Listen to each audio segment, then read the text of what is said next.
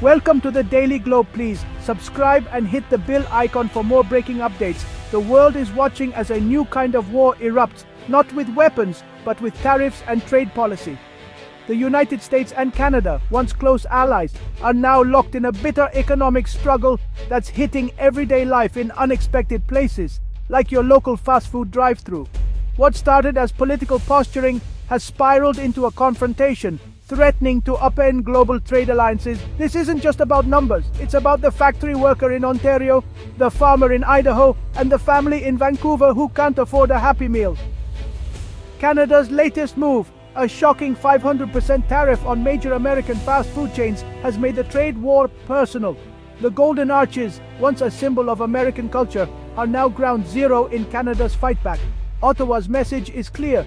If the U.S. disrupts decades-old supply chains, Canada will disrupt American cultural icons. This is economic warfare made personal, ensuring every citizen feels the impact. We'll explore how this crisis erupted, the history behind it, and the immediate fallout. From Wall Street panic to Main Street confusion, the implications are global.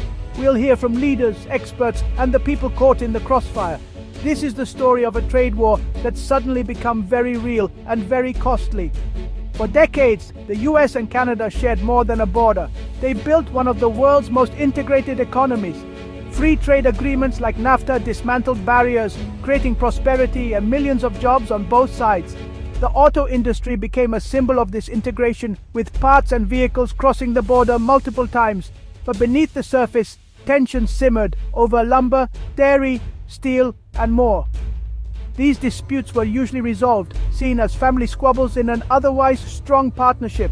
That changed during the Trump administration, when NAFTA was renegotiated and tariffs were imposed on Canadian steel and aluminum. The process left scars, eroding trust and exposing vulnerabilities in the relationship. Canada learned that passivity could be seen as weakness and began preparing for future confrontations. The decades of integration now mean any disruption is deeply painful. Frustration in Canada has grown as the US shifted to a more transactional approach. The unbreakable bond is now under its greatest strain, setting the stage for today's dramatic escalation. What was once a model partnership is now a cautionary tale of how quickly trust can unravel. The crisis exploded on July 11, 2025, when President Trump announced a sweeping 35% tariff on all Canadian imports. This was no targeted measure. It hit everything from cars to crude oil, food to machinery. America first, Trump declared. And if our friends in the North don't play fair, they'll face the consequences. The shockwaves were immediate. The U.S. Chamber of Commerce warned of catastrophic consequences for American businesses and consumers. Financial markets tanked, the Dow plunged, Toronto's TSX suffered its worst drop of the year, and the Canadian dollar nosedived. Investors saw chaos ahead, and the message was clear. This was a dangerous path. In Ottawa, Prime Minister Trudeau called the tariffs illegal and insulting, vowing swift and forceful retaliation. "We will not be bullied," Trudeau declared. "Canada will defend our industries and our workers." The stage was set for a dramatic counterstrike, one that would target not just trade but culture itself. Few could have predicted just how personal Canada's response would be. The battle lines were drawn, and the world braced for escalation. What followed would redefine the meaning of economic warfare. The era of quiet, managed disputes was over. Now every citizen would feel the impact. The trade war had come home. Canada's retaliation was bold and unexpected. A 500% tariff on franchise and royalty fees paid by U.S. fast food giants operating in Canada. McDonald's, Burger King, KFC, and Starbucks became the primary targets. The tariff didn't hit burgers or fries, it struck at the profits flowing back to American parent companies. For every $100,000 in fees, franchisees now owed $500,000 in tax to Ottawa. The move made operating in Canada nearly impossible for these brands. Canada's finance minister called it a precision strike, targeted, strategic, and designed to pressure US corporate interests. The choice of fast food giants was deliberate. These are global icons of American capitalism. The gamble was clear: inflict pain on US corporations, hoping they'd pressure Washington to back down. But the risks were huge. Jobs, investments, and the livelihoods of thousands of Canadians were suddenly on the line. The conflict had escalated from policy to personal, and the fallout was immediate. Canada had thrown down the gauntlet. The impact was instant. Stocks of McDonald's, KFC, and Burger King's parent companies plunged, erasing billions in value. Wall Street got the message. Canada's market was now a liability, not an asset. On the ground, Canadian franchisees, mostly local small business owners, were thrown into crisis. Many suspended operations, unable to price menus or cover the new tax. "My life savings are in this restaurant," said one Toronto franchisee. "I don't know if we can survive." Drive-thrus went quiet. Confusion and panic spread. McDonald's called the tariff reckless and punitive, warning of job losses and possible market exits. The supply chain felt the shock. Canadian farmers and truckers faced lost contracts overnight. The so-called precision strike was causing collateral damage across the economy. The blast radius was far wider than anyone expected.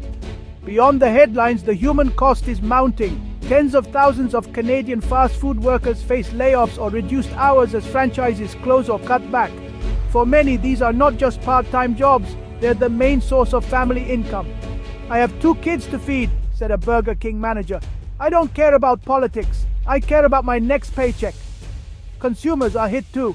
In some locations, a Big Mac combo now costs over $50, an absurd luxury. Outrage and ridicule mix with real hardship as families lose access to affordable meals. Franchisees who invested their savings in these businesses now face bankruptcy and financial ruin. The Canadian Federation of Independent Business calls it a catastrophic betrayal.